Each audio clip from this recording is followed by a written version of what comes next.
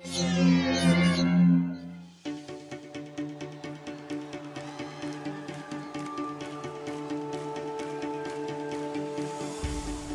masaya. Ito yung mga tipo na kahit napagod, ito yung mga sulit na minsan yung mga problema tayo iniiyakan, pero minsan kahit anong hirap, pero masarap umiyak dahil worth yung pwedeng natin iyakan, masaya.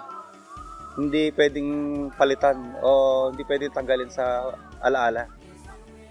Na-enjoy ko yung company ng mga brothers and sisters, yung mga hindi ko pa kakilala, nakilala ko. Hindi basta kilala, deeper, tapos nakita ko yung warmth ng Christian Brotherhood ay nandoon. Actually, I consider myself, or me and my wife, as veterans for this medical mission. We have been doing this for the past, I think, around 11 years since we became doctors. Parang ito na yung naging part ng buhay namin.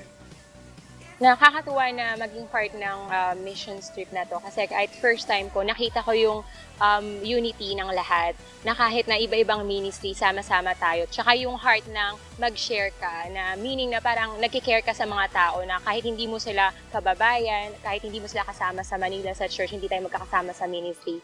Sama-sama yung heart natin para kay Lord. Ako personally, parang nagpapasalamat ako to be part of this mission trip. Kasi alam ko na naging blessing ako. Nilaan ko yung time ko dito. Alam ko na ang Lord, siya yung una kong napatiti dito. Tsaka sobrang masaya yung mga kasama, yung mga nangyari kahapon. Kaya napaka-blessed ko maging part nito.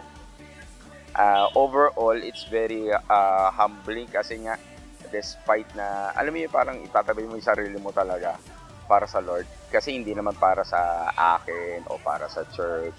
Hindi yan eh. So, para yan sa growth ng simbahan, para na rin sa glory, lalo na sa glory ni Lord. Yung experience namin, maganda. Talagang hindi masasabi na ang mangyayari dito sa mission na to, ganito yung gagawin namin. Pero sa biyaya ng Panginoon, kaya naman lahat. Pagbibigay ng kalakasan, ng strength, talagang para sa kaluwalhatian talaga ng Panginoon ang ginawa namin para sa mission na to.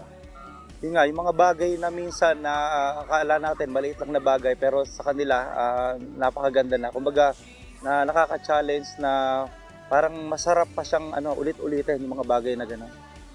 Generally, I would say it's successful. Successful in the sense na kahit ganun yung kalang natin yung preparation, I think we have given enough. The way I look at those people who benefited the activity, they were all happy. Maganda ang reception sa atin, maganda rin ang services na na-i-offer natin. They're so thankful. We make things work. Yan yung isang maganda sa family natin na kinatutuwa ako sa pamilya natin sa Cornerstone na nagagawa natin yun despite na kahit tayo mismo, di ba, marami tayong kailangan pa rin baguhin sa atin, sa simbahan natin. Pero nakukuha natin because of the heart, nakukuha natin mag-reach out pa rin sa iba na pinagdadaanan din nila, pinagdaanan natin.